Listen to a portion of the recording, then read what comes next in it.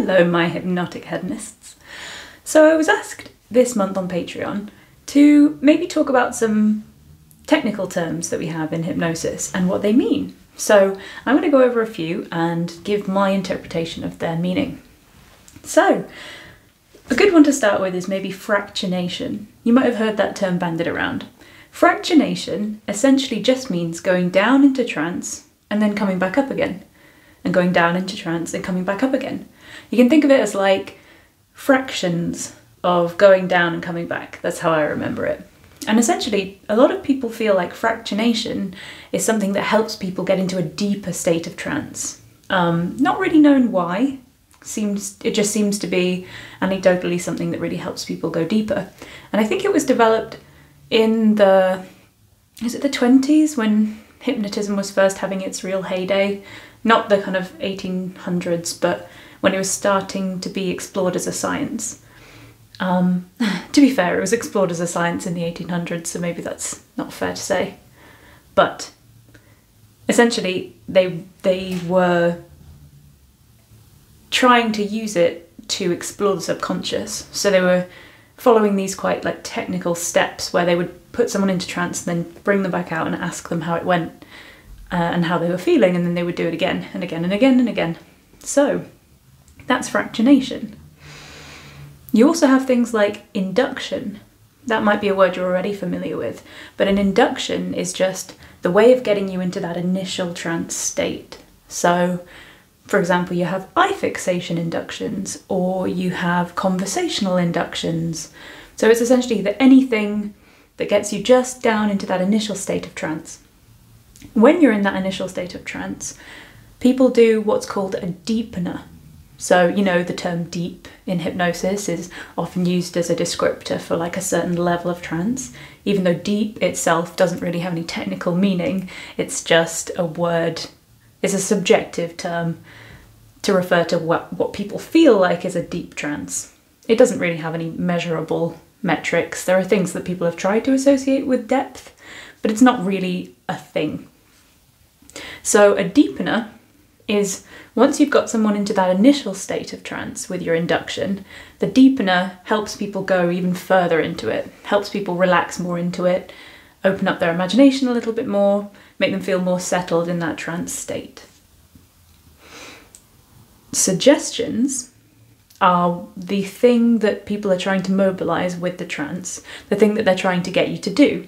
So, for example, if I wanted you to slap yourself, that would be a suggestion that I would give you in trance. But of course, we're using suggestion all through the trance. It can be considered as the discrete portion of the trance where someone does the thing that they're trying to do with you during the trance. But also, obviously, to get into trance, you're giving lots of suggestions about how your eyes are feeling, how your body's feeling. You might be doing imagery that's suggestive of kind of, you know, closing down your mind or something. And those are all suggestions in themselves. So essentially it's anything that you're asking of the subject.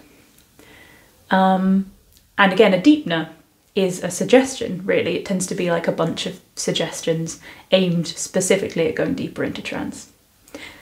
Awakener is the thing that brings someone out of trance. So often it's a count up or a count down, depending on how you do your numbers. Or it could be, you know, and when I snap my fingers, you'll be wide awake. Or, you know, it could just be, I sometimes go up, up, up.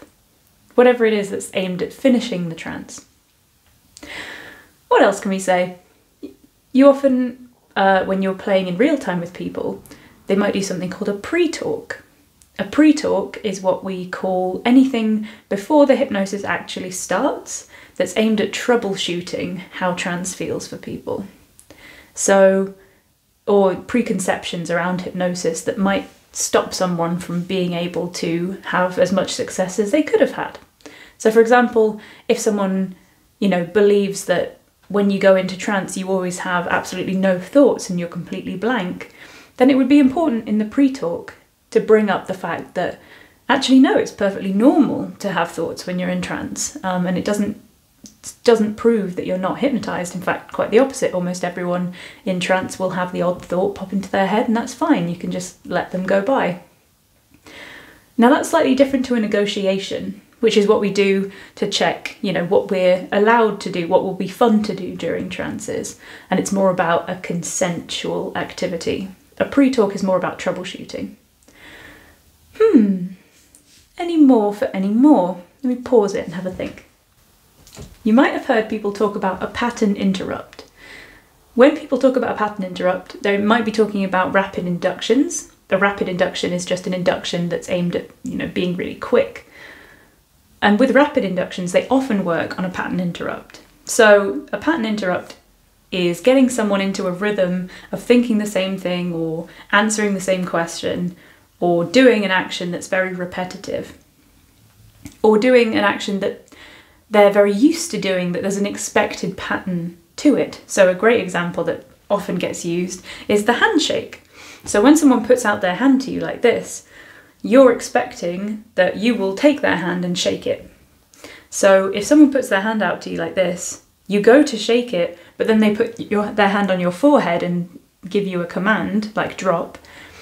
That's interrupting a pattern that you're used to. And so in that moment of confusion, which is called a transderivational search, where your mind is searching for the right behaviour, the expected next thing, it's where you kind of go internal and you're like, I don't know what to do next.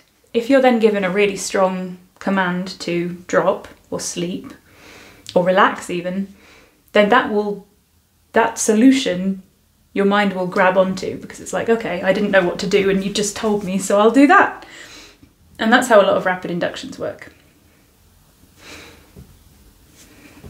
Are there any more terms? If there are any more terms you would like to find, drop them below and I'll do my best to find an answer. If I don't know it already, then that's great, because I can learn something new as well. I hope this has been useful and helpful and not too much of an info dump, because obviously terminology often ends up that way, doesn't it? I hope you're having a wonderful weekend, and I'm really looking forward to the next file that I'm putting out. I've got some corkers coming up for you. Bye, my sweet hedonists.